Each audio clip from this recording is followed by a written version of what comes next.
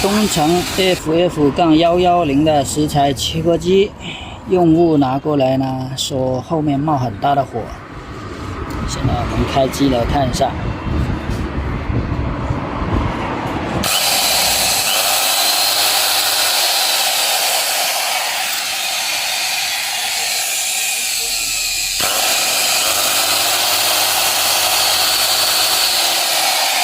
这里面像烧电焊一样，看这个外观，有可能这台食材切割机会拿去开槽或者是开水泥。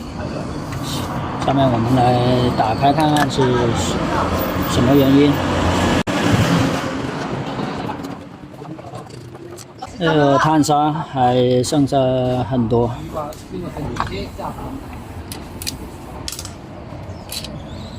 这边也是剩很多了，不存在缺碳砂的故障。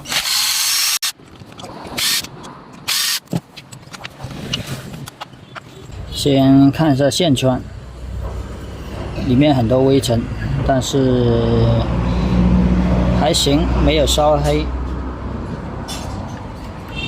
然后再看一下转子。转子看到前面的铜头换向器已经烧了，像这种小功率的，不建议大家就是拿去开槽，或者是去水泥地板，很容易就会烧转子。这款110呢是和这个牧田4100的配件是一模一样的，东城仿牧田4100 NH 的食材切割机，它的每一个零配件都是完全一模一样的。这款机呢就是按照牧田4100来高仿出来的。转子不行，那就必须得更换。像这种情况呢，是神仙都救不了，必须更换。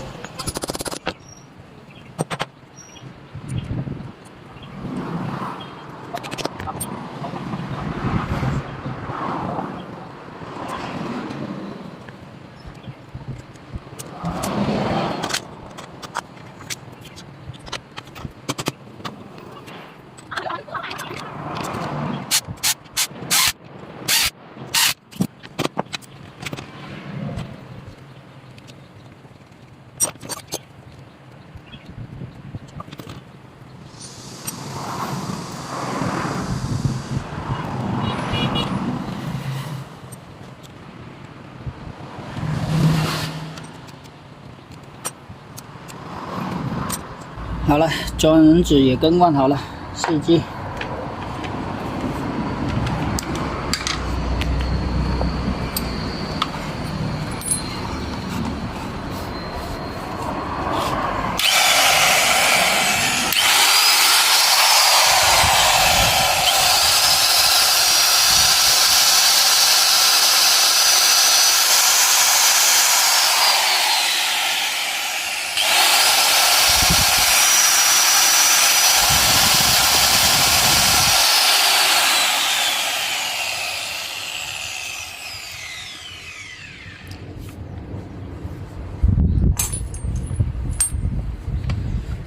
这种功率比较小，1200瓦的大渣呢，就用来切下瓷砖啊，切下木头啊，还可以。